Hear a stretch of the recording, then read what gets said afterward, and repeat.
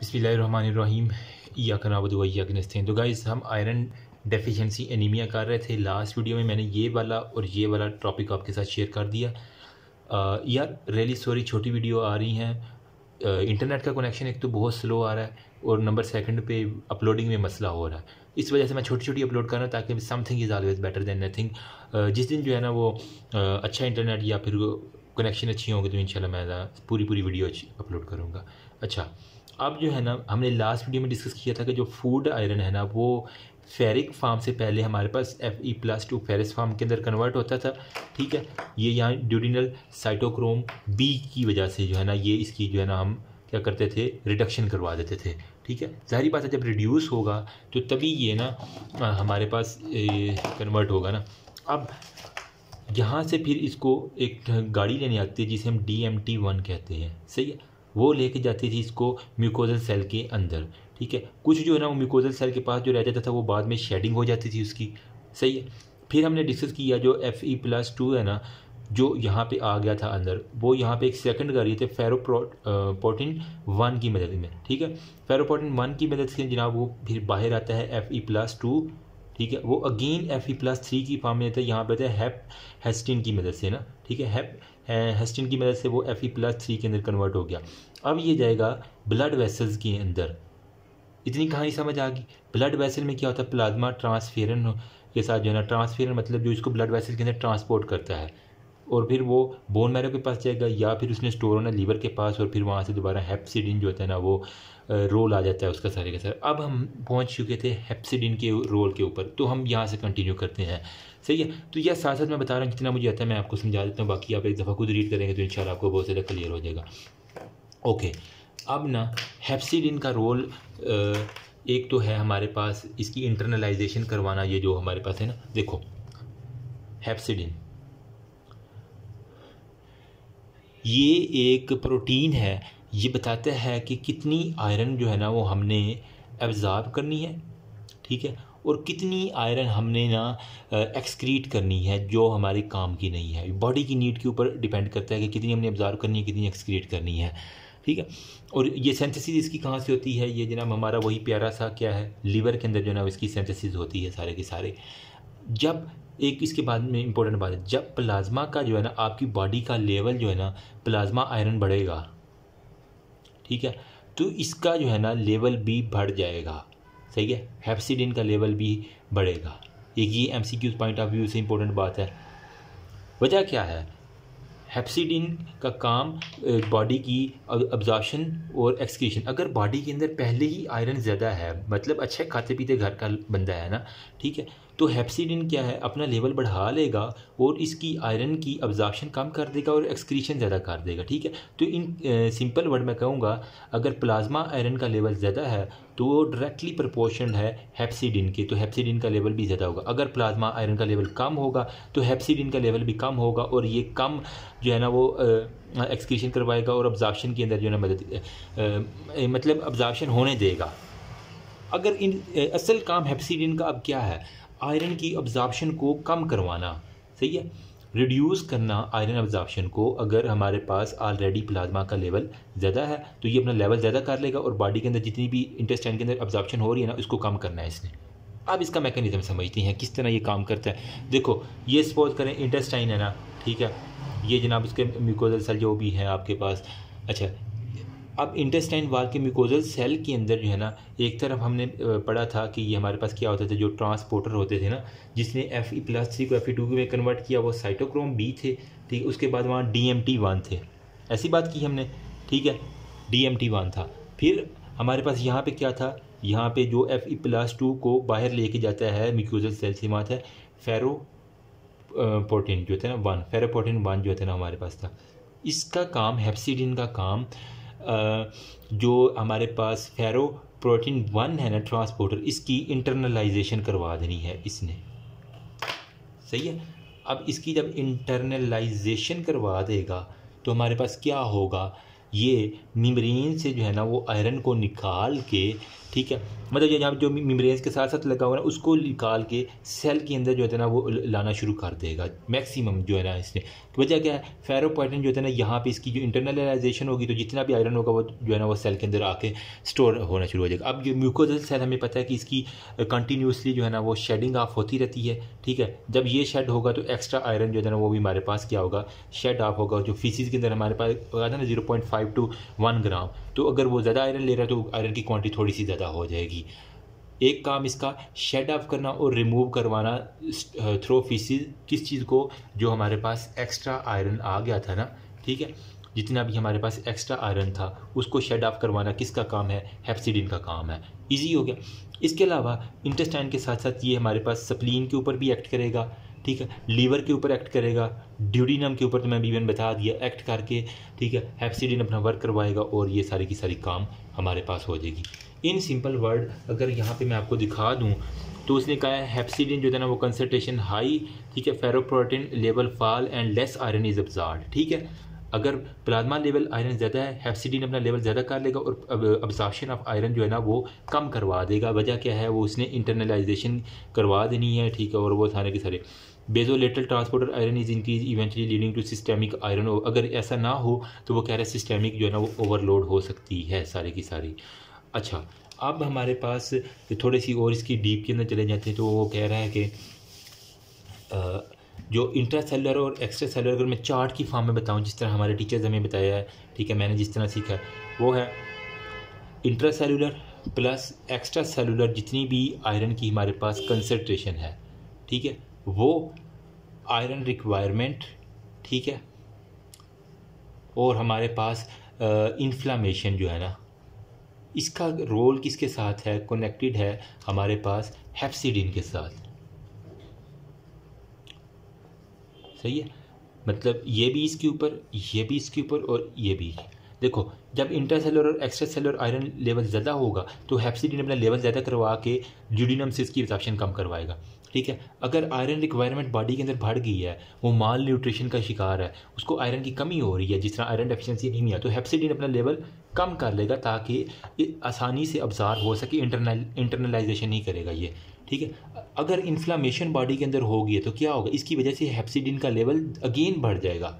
सही है, मतलब किसी को क्रोनिक इन्फ्लामेशन चल रही है, हमने इन्फ्लामेशन वाला चैप्टर जनरल पैथो के अंदर पढ़ा था ना, अगर इसको पुरानी लंबी या एक्यूट भी चलो कर लेना, ठीक है, तो उसके अंदर भी क्या होगा, हेप्सिडिन का लेवल ये भी बढ़ा देगा, जिसकी वजह से हमारी अब्जॉर्प्शन ऑफ आयरन जो है ना वो अब्जॉर्प्शन नहीं होगी, ठीक है। अब हेप्सिडिन इसका किस किस तरह एक्ट करेगा, हमने कहा एक तो ये ड्यूडिनम के पास जाएगा, गोज टू ड्यूडिनम, ठीक है, नंबर सेकंड पे स्प्लीन, ठीक, और नंबर सेकंड इन्फ्लामेशन की बात कर रहा हूँ अगर आयरन रिक्वायरमेंट कम है, ठीक है, और लीवर जो है ना इसके पास जाएगा और उन्हें बताएगा कि हाँ अब तुम अब्जॉर्प्शन ज़्यादा करो या कम करो। अगर हम इन्फ्लामेशन की बात करें तो ये क्या करेगा, इन तीनों जगह पर जाके क्या करवाएगा, रिड्यूस करेगा आयरन की एब्जॉर्प्शन को।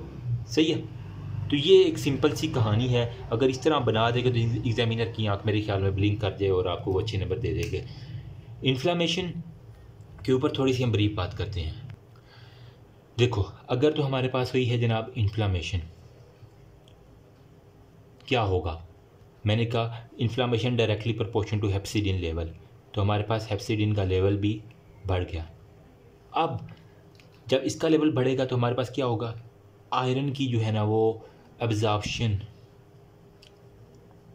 ऑलमोस्ट ना होने के बराबर या वेरी लो, ठीक है, एब्जॉर्प्शन जो है ना वो excessive, no iron absorption excessively, जिसकी वजह से क्या होगा, हमारे पास डिक्रीज्ड आयरन एब्जॉर्प्शन। अगर हम इन्फ्लामेशन का केस ले लें तो उसके अंदर आएगा, तो ये हमने इसको इन्फ्लामेशन से अब कोरिलेट कर दिया है कि हेप्सिडिन का लेवल जब इन्फ्लामेशन होगी तो आयरन की एब्जॉर्प्शन कम होगी। वजह क्या है, हेप्सिडिन जो है ना वो अपना लेवल बढ़ा लेता है। किसको फिर ये लीड करेगा, जब आयरन ही कम है तो ये एनीमिया को लीड करेगा, आयरन डेफिशिएंसी एनीमिया। तो क्वेश्चन आता है कि how hepcidin level cause anemia in chronic inflammation. तो इस तरह आप छोटा सा चार्ट, आसान सा मैंने कहानी बता, मतलब पैराग्राफ को मैंने इसके बुक के मुताबिक हम चल रहे हैं तो रेपिटेशन बहुत ज़्यादा इस वजह से भी हो जाता है। अच्छा, पैथोजेनेसिस के ऊपर आ जाते हैं। पैथोजेनेसिस वो जो कि बहुत इंपॉर्टेंट है, ठीक है, किसकी, हम आयरन डेफिशिएंसी एनीमिया की चलो पैथोजेनेसिस कर रहे हैं ना। तो इसके अंदर क्या क्या आएगा, वजह क्या है, क्या है आयरन डेफिशिएंसी एनीमिया के। नंबर फर्स्ट पे आप कह रहे हैं कि ब्लड लॉस बहुत ज़्यादा हो गया है, ठीक है। गर्ल्स अपनी बॉडी के ऊपर थोड़ा सा करें, और बॉयज़ जो है ना वो बाइक के ऊपर जब जा रहे होते हैं, अगर खुदा ना खास्ते एक्सीडेंट हो जाए तो क्या होगा, ब्लड लॉस हो जाएगा, ठीक है। तो ब्लड लॉस में क्या होगा, इंजरीज़ के अंदर जो है ना वो सारे का सारा, फिर ट्रॉमा, ठीक है, उसकी वजह से, फिर GIT का कोई मसला हुआ है, ठीक है, और फिर हमारे पास मेंस्ट्रुअल साइकिल इन गर्ल्स। तो ये मेजर वजह है कि मोस्टली गर्ल्स को जो है ना वो आयरन डेफिशिएंसी एनीमिया होती हैं, और वो जनाब आती हैं प्रेजेंट इसी तरह करती हैं। जब उनसे पूछा जाता है इर्रेगुलर मेंस्ट्रुअल पीरियड होता है। नंबर सेकंड पे वो खा ही कम रहे हैं, डिक्रीज़ कर रहे हैं इनटेक ऑफ आयरन, ठीक है। उन बेचारों की डाइट ही इतनी है, जिस तरह है ना एथोपिया, सोमालिया, अफ्रीका के लोग बेचारों को जो है ना खुराक ही पूरी नहीं मिल रही, तो आयरन आएगा नहीं, तो अब्जॉर्प्शन किधर से होगी। तो इन केसेस में हेप्सिडिन जो है ना अपना लेवल कम कर लेता है, ताकि जो छोटी मोटी आयरन आई है वो तो ज़्यादा अब्जॉर्ब हो, ठीक है। तो ऐसे पीपल में हेप्सिडिन का लेवल कम होता है। तो अगर इनटेक ही कम है तो हमारे पास वो माल न्यूट्रिशन होगा, ठीक है, और उसकी वजह से माल न्यूट्रिशन की वजह से भी हमारे पास आयरन डेफिशिएंसी है।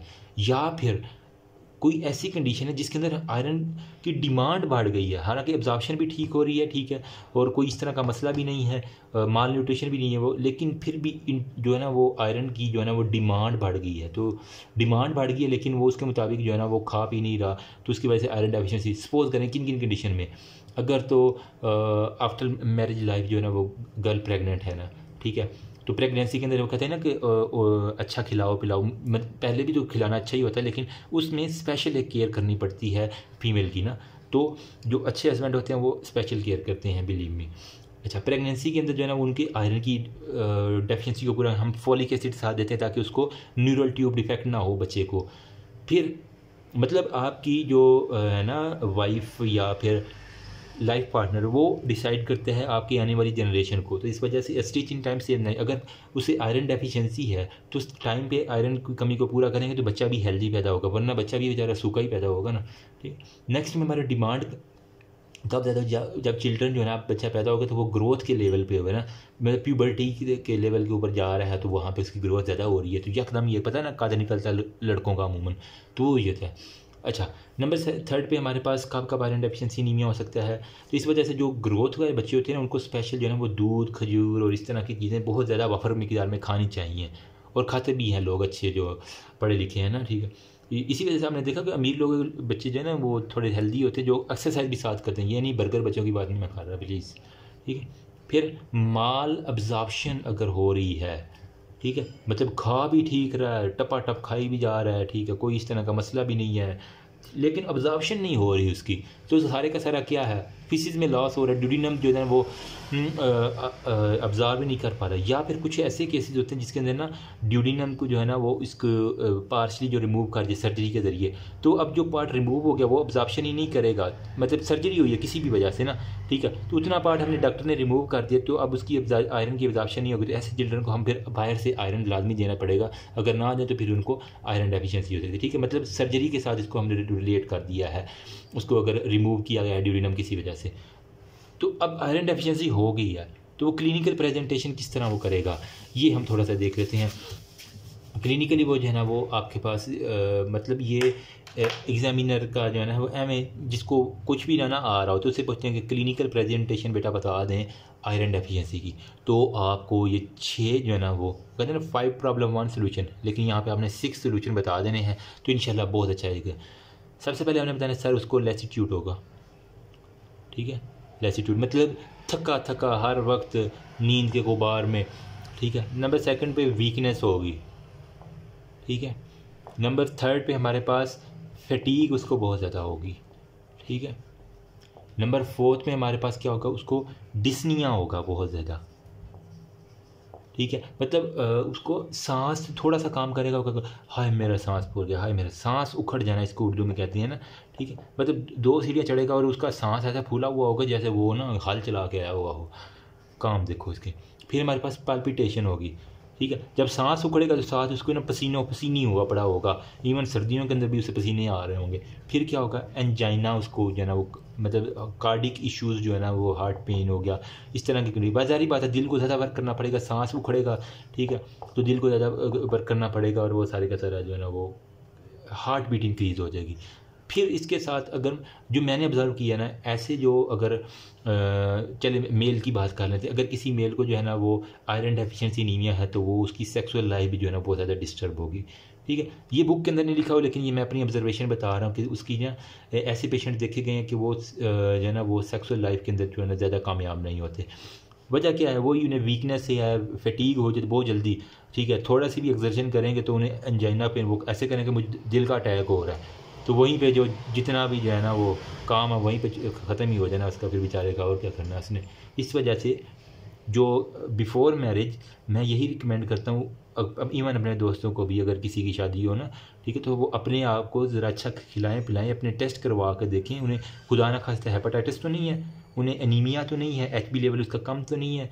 ठीक है, अगर हो सके तो एड्स, इवन कि चेस्ट एक्सरे करवा लें, उन्हें TB वगैरह की कोई सिम्टम ना खुदा ना खास्ता। ज़ाहिर बात है किसी की बेटी लेके आओगे तो उसको रिस्पॉन्सिबिलिटी है आपकी, और ये अगर ना पूरी करोगे तो आप उसके जुर्म के हकदार हो, आपको जवाब तो देना पड़ेगा अल्लाह को।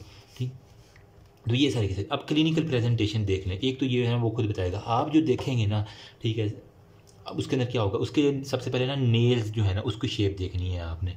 ठीक है, नेल्स जब देखेंगे ना तो वो शेप उसकी जो है ना वो चेंज हुई होगी। ठीक है, आपको वो ऐसे ना टूटे टूटे नेल या फिर कुछ ना उसके अंदर यहाँ पे जिस तरह ये रेडनेस नज़र आ रही है ना, ठीक है, इस तरह रेडनेस नहीं होगी, उनके ना जीप जीप से नेल टेढ़े मेढ़े से आपको नज़र आएंगे। ठीक है, एक हमारे पास दो कंडीशन होती हैं, बंदा पैलर हो सकता है, ठीक है, और येलोनेस हो सकती है। ठीक है, पैलर में क्या होगा, रंग जो होता है ना उसका बिल्कुल उड़ा हुआ होता है। ठीक है, जिसे हम क्या कहते हैं उर्दू में, रंग फ़क हो जाना। ठीक है, तो वो पैलर के केसेस में रंग फ़क हो जाता है, जबकि येलोनेस के अंदर क्या होता है, वो अगर उसको येलोनेस है तो वो जॉन्डिस है। इसलिए मैं कहता हूँ कि बिफोर मैरिज वो अपने जो है ना वो हेपेटाइटिस के टेस्ट और वो सारे टेस्ट क्लियर करवाए, ताकि वो जल्दी जो है ना वो अच्छा रिकवर कर जाए। ठीक है, तो जॉन्डिस वाले केसेस में येलोनेस होती है, लेकिन अगर उसको पैलर है, उसका रंग फीका पड़ा हुआ जिसे हम कहते हैं ना, तो उसे हम कहेंगे कि वो किसकी कंडीशन है, वो हमारे पास है कि इसकी एनीमिया की है। ठीक है, आयरन डेफिशिएंसी। फिर दो तीन जो है ना वो इम्पोर्टेंट चीज़ें मैं आपको बता दूं कि क्लिनिकल फीचर्स के अंदर हमारे पास जो आ जाती हैं, वो हमारे पास होती हैं। नेल्स की हमने थोड़ी सी बात की, तो स्पून शेप्ड जो है ना वो आपको नेल मिलते हैं, स्पून शेप्ड नेल्स, इसको हम क्या कहते हैं, काइलोनेकिया। बुक के अंदर ये टर्मिनोलॉजी काइलोनेकिया, जिस तरह स्पून शेप होता है ना, फोर्क या स्पून शेप। ठीक है, तो इस तरह करके आपको जो है ना बिल्कुल वो जिस तरह ये है चमड़ी के बिल्कुल साथ चढ़े, ये नहीं होगा, उनके दरमियान गैपिंग आपको नज़र आएगी, जिस तरह चम्मच होता है ना इस तरह करके, और फिर इस तरह। तो स्पून शेप्ड आपको नेल अगर नज़र आए तो वो काइलोनेकिया कहती हैं इसको, और ये आयरन डेफिशिएंसी की। इसके अलावा उससे आप पूछेंगे आप उसका जो है ना, अगर वो कोई पार्टनर है, लाइफ पार्टनर, तो वो बताएगा कि डॉक्टर साहब ये गाची खाता है या ये मट्टी खाने की इसकी बड़ी आदत है, तो इसे हम कहते हैं पाइकिया। ठीक है, पाइकिया क्या है, रेत या मट्टी खाने की आदत को हम पाइकिया कहते हैं। अगर वो ऐसी कंडीशन, तो इसका मतलब ये आयरन डेफिशिएंसी नहीं है। और ऐसे पेशेंट को मेरे ख्याल में कैल्शियम की भी जो है ना वो अगर कैल्शियम लेवल करवाएंगे वो भी कम होगा। देखा मैंने खुद कि उनको कैल्शियम लेवल भी कम होती है, आयरन तो होती है, कैल्शियम लेवल भी इसकी कमी होती है। और वो मट्टी को ऐसे खाता है जिस तरह उसको कोई प्रोटीन शेक जो है ना जिम वाले पीते हैं, तो वैसे खाना शुरू कर देता है। फिर हमारे पास इसका डायग्नोसिस किस तरह करना है, अब आपको पता चल गया है, आपने कंफर्म करना है। तो कभी भी सिम्टम्स के ऊपर जो है ना आप कंफर्म नहीं कर सकते, आपको हमेशा लैब डायग्नोसिस करवाने पड़ते हैं। ठीक है, जब आप CBC करवाएंगे उसके अंदर आपको आयरन जो होता है ना उसकी कमी मिलेगी, बहुत कम आयरन उसका होगा। फिर जो RBCs हैं उसकी अगर हम करें तो वो माइक्रोसिटिक, ठीक है, माइक्रोसिटिक होंगे, मतलब छोटे, और हाइपोक्रोमिक होंगे, मतलब उनका रंग जो होता है ना वो कम होगा। वजह क्या है, आयरन जो होता है ना उसके लाल लाल जो है ना वो आयरन